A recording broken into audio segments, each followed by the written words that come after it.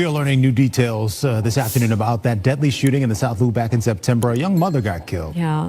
Quadeja Holly Johnson is accused of shooting Romeica Blackman. Johnson says it was self-defense. Well, after new charges were filed last week, Johnson was back in court today. Tia Ewing's got more on what happened. I'm just tired of the lies and everything of what they said I did. I know for a fact it wasn't true. I didn't headlock it. Those are the words Carlos Smith spoke in court this week. Not, I didn't headlock her. It. He referred to Romeica Meeks Blackman, the mother of his child. The woman multiple witnesses say he restrained while his girlfriend shot her in the face in front of a school full of children as it.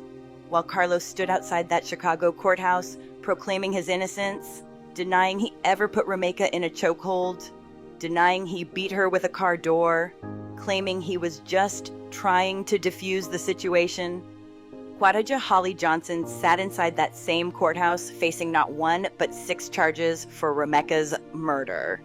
6 charges, not because there were 6 victims, but because Illinois law allows prosecutors to charge the same killing 6 different ways, 6 different legal theories, to make sure justice is served. And the judge denied her bond. Again, Holly Johnson is staying right where she is, behind bars in Cook County Jail. No house arrest, no ankle monitor, no going home to await trial. But here's what has everyone talking. Carlos Smith, the man witnesses say had Romeica in a headlock, the man prosecutors allege fist-bumped Holly right after the shooting, the man who violated a protective order just by being there that morning, walked out of that courthouse a free man. No charges, no handcuffs, no consequences. At least, not yet. Because legal experts are saying what prosecutors won't say out loud. Under Illinois' accountability doctrine, Carlos Smith is next. And when those charges come, there is no parole in Illinois. None.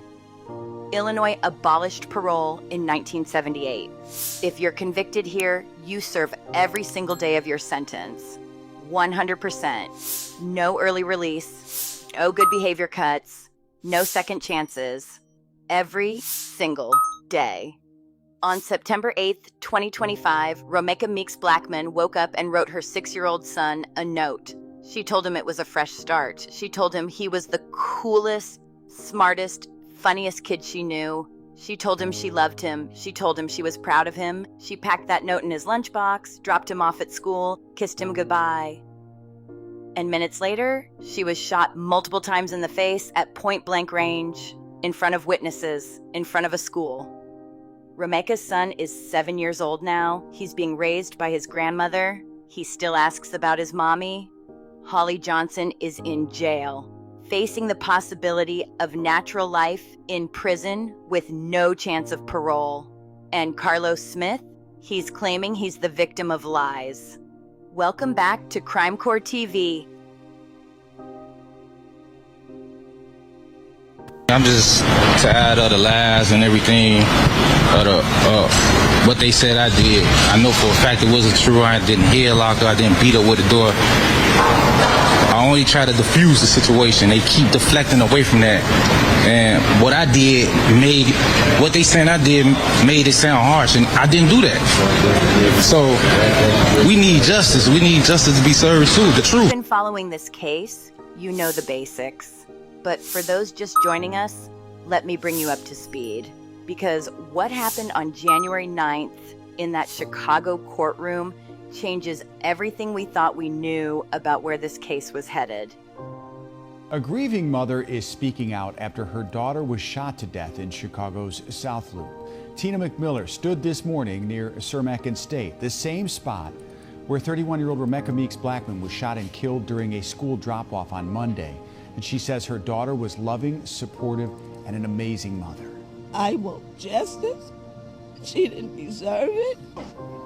Leaders there also called for tougher action against violence and enforcement of House Bill 158. That's a state law that declares violence a public health crisis. No charges have been filed, but police had called the shooting domestic in nature. This is the story of Romeica Meeks Blackman, a 31-year-old nursing student, a devoted mother, a woman who on the morning of September 8th, 2025, woke up, wrote her 6-year-old son a love note, packed it in his lunchbox, and drove him to school. That note, the last thing she would ever write to him, has been shared thousands of times since her death. It's been printed on memorial shirts, read at vigils, and it breaks your heart every single time. Happy Monday, son. This is a fresh start to this day, and you can start off strong. Always remain yourself. You're the coolest, smartest, and funniest kid I know. I love you so much, and you make me so proud. Have a great day. Mommy loves you. She signed it. Love, Mommy. Less than an hour later, Romeica Meeks Blackman was shot multiple times in the face at point-blank range. I want her arrested. There's a fucking gun on the street. I'm licensed to carry. It doesn't matter, dude. It doesn't matter, bitch. You shot somebody, nigga. What the fuck wrong with you? She put the gun in the car. The gun, she shot her? Let's go right here. She shot her. She shot her. She put the gun in the car. She put the gun in the car. The gun in the car. In front of a school, in front of witnesses, in front of her son's classmates and their parents who are just trying to get through a Monday morning drop-off. The woman charged with pulling that trigger is Quadaja Holly Johnson, 31 years old, from Des Plaines, Illinois. A woman who had never met Romeica face-to-face before that morning, but who shared something significant with her. They both had children with the same man. His name is Carlos Smith Sr., and on September 8th, he was there, right there, in the middle of everything. According to prosecutors, Carlos didn't just witness what happened. They say he participated. They say he physically restrained Romeica. They say he put her in a chokehold while Holly went to get a gun. And they say after Holly shot Romeica, after she fired multiple rounds into the mother of his child, Carlos fist bumped her over Romeica's dying body. Carlos denies all of it, every single word. And as of January 23rd, 2026, Carlos Smith has not been charged with a crime. Holly Johnson, she's in Cook County Jail, facing 6 charges, bond denied twice. And remember, Illinois abolished parole in 1978. If she's convicted, she will serve every single day of her sentence. But Carlos, he walked out of that courthouse on January 9th, a free man. The question everyone is asking is simple. For how long? Let's go back. September 8th, 2025. A Monday morning in Chicago's South Loop. It's a little after 9 a.m. The city is already awake. Commuters heading to work, parents dropping kids off at school, the rhythm of a regular weekday. Romeica Meeks Blackman pulls up to her son's school on the 2200 block of South State Street near Kermack Road. Her son, we'll call him Carlos Jr. to protect his privacy, is 6 years old. It's early in the school year. He's excited. She's making sure he has everything he needs. And inside that lunchbox is the note, the one that will later circle the world. At approximately the same time, not far away, Carlos Smith Sr. parks nearby. He's with Quadaja Johnson, his girlfriend, the mother of his 6-month-old baby. According to court documents, they were there to switch vehicles. A mundane task. Their infant is in the back seat. And this is where the stories begin to diverge. This is where what prosecutors say happened and what Carlos and Holly claim happened become 2 very different narratives. According to the Cook County State's Attorney's Office, Romeica dropped her son off at approximately 9:06 a.m.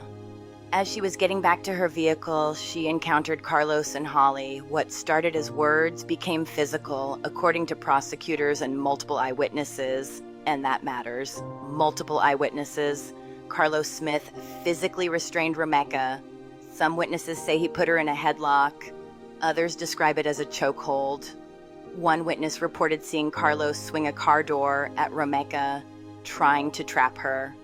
While Romeica was restrained, unable to defend herself or escape, Holly Johnson walked back to her vehicle, retrieved a firearm, returned, and shot Romeica Meeks Blackman multiple times in the face. Witnesses say Holly paused between shots. Not panic, not chaos, a pause. Time to think, time to choose. And then, according to prosecutors, after Romeica was shot, after she was on the ground dying, Carlos Smith fist bumped Kwaraja Johnson. Romeica was rushed to Stroger Hospital, where she was pronounced dead. Police recovered 3 9mm casings from the scene. Holly Johnson was taken into custody immediately. On video, and yes, there is video, Holly can be heard saying, "I have a license to carry." She claimed self-defense. She said she feared for her life and the life of her infant child. Police took her statement, they collected evidence, they interviewed witnesses, and then they released her. No charges. Not yet. For 3 months, Kwaraja Johnson walked free while Romeica's family demanded answers. We are here to support an amazing baby. Anybody want a marker? Hurt, sadness, and broken hearts are expressed on this board for 31-year-old Romeica Meeks Blackman. I am broken. I am so broken. Surrounded by family and overwhelmed by grief, Tina McMiller says she's heartbroken after losing her daughter to gun violence. Her family is eagerly seeking justice. To understand this case, you need to understand the people involved, and the relationship between them is complicated. Let's start with Romeica. Romeica Meeks Blackman was 31 years old. She was studying to become a nurse, a career built on caring for others, on showing up when people need help. Her family describes her as kind, loving, supportive. Her friends say she had the purest soul. Her mother, Tina McMiller, says Romeica was an amazing mother who lived for her son.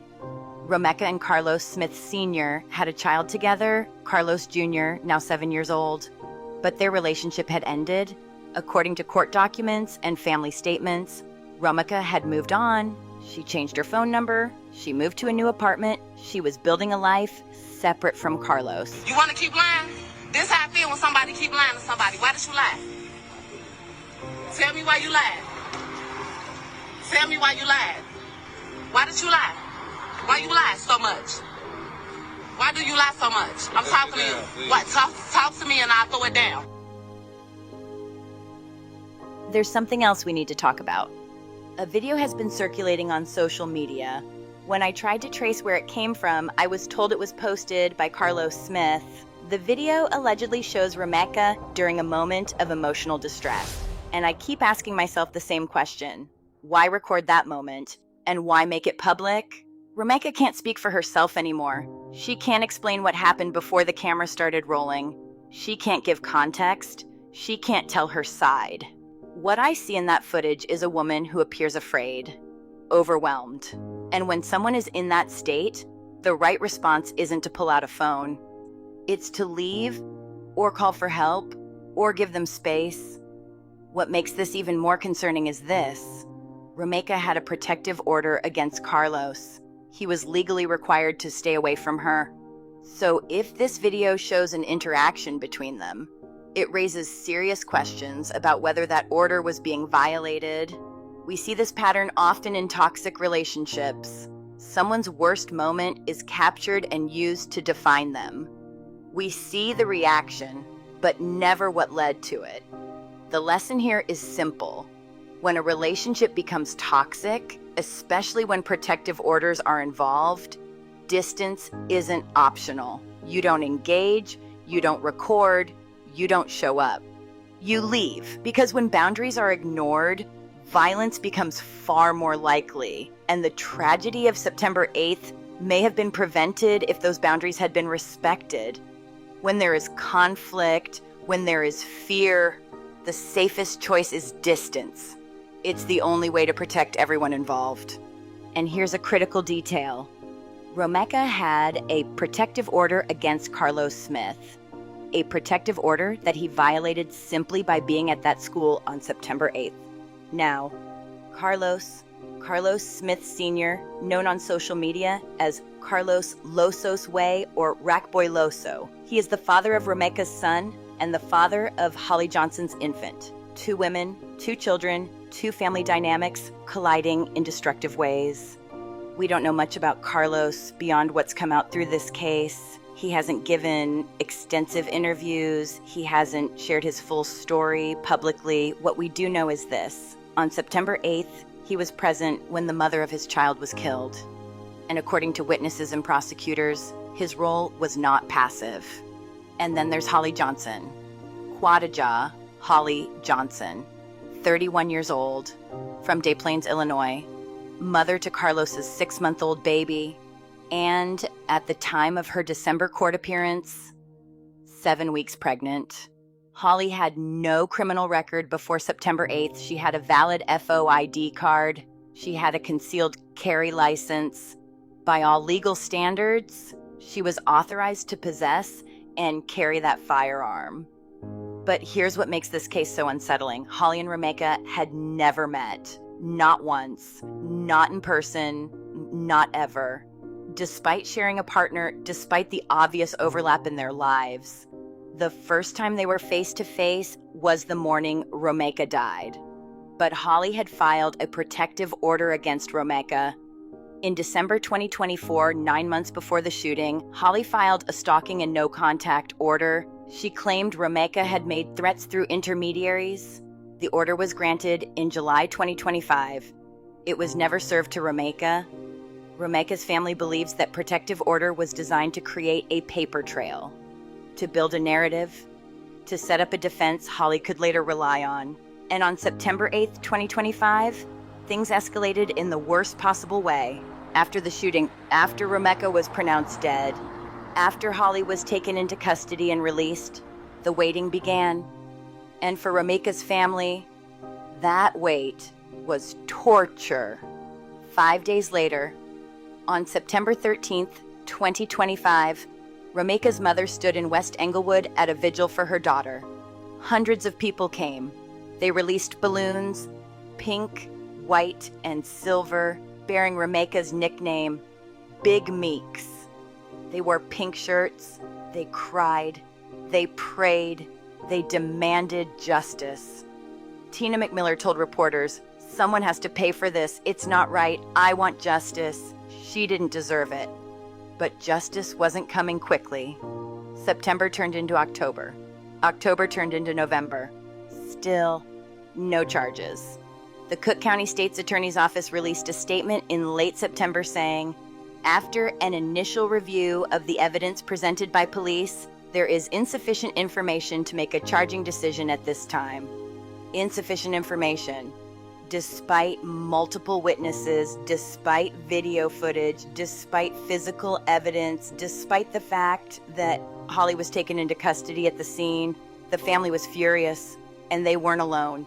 Online petitions gained thousands of signatures. The hashtag Justice for Romeica spread across social media. People asked the same question. How does someone shoot an unarmed woman in front of a school and walk free for months? Now, to be fair, building a case takes time, especially when the defense is self-defense, especially when protective orders are involved, especially when prosecutors must prove not just that someone died, but that the killing was unjustified, intentional, and criminal. Because if prosecutors charge too early and lose, double jeopardy applies. The case is over forever. So they waited, they built, they reviewed. And then, on December 3rd, 2025, 86 days after Romeica was killed, Chicago police arrested Quadaja Johnson at her home in Des Plaines. Finally. The wait was over. December 4th, 2025. Quadaja Johnson appeared in court for her detention hearing. Dozens of people filled the Cook County courthouse. Romeica's family wore pink. They held photos. They held each other. Inside the courtroom, prosecutors laid out their case. Romeica was unarmed. Holly retrieved the gun from her vehicle, and then the allegation that stunned the room, Carlos Smith fist-bumped Holly Johnson after the shooting. The defense argued self-defense. They argued Holly's legal gun ownership. They argued her pregnancy. They argued fear. The judge wasn't persuaded. And then came the sentence that changed everything. Celebrating in the street after shooting someone is not self-defense. I was actually the one at the scene. Bond denied. So I was the one that was yelling out to arrest her, because everybody wasn't doing anything. I was actually the one who called the cops first. I saw them when they were fighting in the beginning, and I was like, this is not right. He was slamming her with the door when she was standing in her door frame, not even close to the female. She was literally standing on the other side of the road. Her baby daddy was literally slamming the door on her back. So she went back into her car, came back out, and then this was when the baby daddy walked towards the other baby mama. After this happened, he grabbed her by the waist. She tried to wiggle away from him.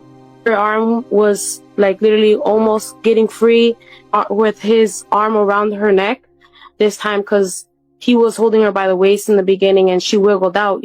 After this happened, he had her in the almost looking like a headlock to me on the side. And then she stated, the other baby mama stated, "I'm going to shoot you, bitch. Watch me shoot you, bitch." And he stated, "She's going to go get her gun. She's going to go get her gun. Watch." And after this happened, she ran to the passenger side of her vehicle, grabbed her gun, went around. And when the woman, the mother, who slipped away from him for at least like maybe a good second, as soon as she slipped away, she shot her on the face, on her side, and in her thigh. I saw him like holding her for a split second. Maybe he was in shock, but after he was in shock, I guess he picked her up, and when she was falling, like a gush of blood fell like out of her body. And I was like, what the f is he doing? Like, I don't know, everybody else sees movies, you know what I mean, and they see put pressure on the wound. Why weren't you putting pressure on the wound? Why weren't you caring enough? This supposedly was your first baby mama, because when I was on the bus, I heard him and her screaming.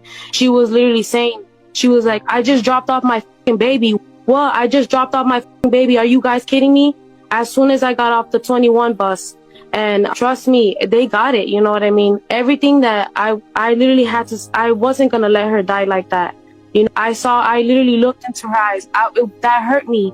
You said she dropped her baby off and you don't know who she is. You know what I mean? And I was like, oh, she needs to get arrested. You know what I mean? They weren't even thinking. There was another black female cop who came up, and a Mexican short, and I pointed out, I was like, the gun's in the car. Why wouldn't you give him the gun if supposedly this was, self-defense? You know what I mean? If it was here's the gun, this is what happened. It was no self-defense. I swear to you, it did not look like no self-defense. It looked like you shot her because you were just angry or something. You know what I mean? And to me, when she shot her, it wasn't the female that got shot, she wasn't with any gun. She didn't have no weapon, no knives, no nothing. So what was it that frightened you so much? You had to run around your car, go into your passenger seat, or whatever the case is. You reached in to get your gun and shoot this woman. So to me, it was a senseless. They were arguing because she was pulling up. I guess they ended up parking. Why was her car parked on the sidewalk? Because I seen she ran towards the sidewalk to get her gun, and it was a small black vehicle. I seen she ran towards the sidewalk to get her gun, and it was a small black vehicle, and he had a black truck, I think. And literally, he came out of his truck looking like real. He wasn't like on anything but being mischievous, nothing but like, always like he was planning something, you know what I mean? And I called the cops on, the first time I called the cops, it was because he was attacking her. And the other girl was just yelling at her, and she was arguing back. So there was nothing going on for her to be like, oh, I'm going to step back over here to go get my gun. She was nowhere near her. But that's all I got to say. Outside that courthouse, Carlos Smith spoke, briefly, vaguely. The motion claims Blackman allegedly blocked Johnson's vehicle, approached her aggressively, and said, "I told y'all I was going to catch you." That was it. No details, no specifics.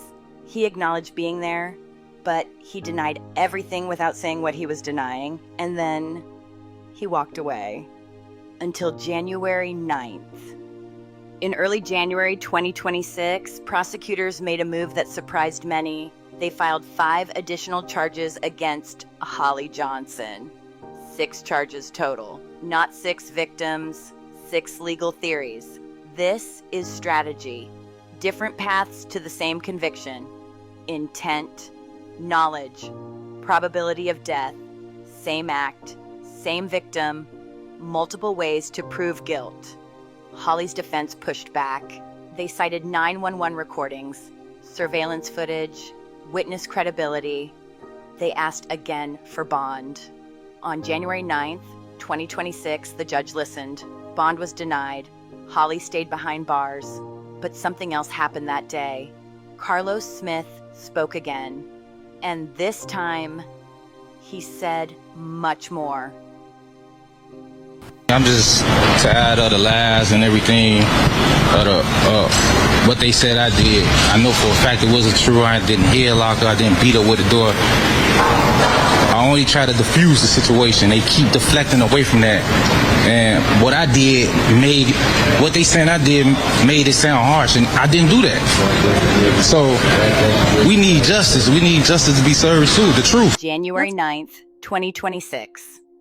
Outside the Cook County Courthouse, after Holly Johnson was once again denied bond, Carlos Smith approached reporters, and for the first time, he gave a detailed statement about what he says really happened that morning. Let's break that down. I'm just tired of the lies and everything of what they said I did. Carlos is positioning himself as a victim, not of violence, but of a false narrative. He's saying prosecutors are lying, witnesses are lying. I know for a fact it wasn't true. I didn't headlock it. Notice the language. It. Not her. Not Romeica. Not the mother of his child. It. That word matters. It creates distance. It removes humanity. I didn't beat her with the door. This is the first time Carlos directly addresses one of the allegations. Witnesses reported seeing him swing a car door at Romeica, trying to trap her. Carlos denies it. I only tried to defuse the situation. This is his defense. Peacemaker, not participant. They keep deflecting away from that, and what they said I did made it sound harsh. He's not denying involvement entirely. He's saying his actions are being exaggerated, so we need justice. We need justice to be served too. The truth. We. Carlos aligns himself with Holly. Not Romeica's family, not the community. We. Now here's the problem. Carlos's version directly contradicts multiple eyewitness accounts. Not one witness. Multiple, independent, people at a bus stop, parents at a school, drivers passing by, people with no connection to each other, and they all describe the same thing. Carlos physically restraining Romeica.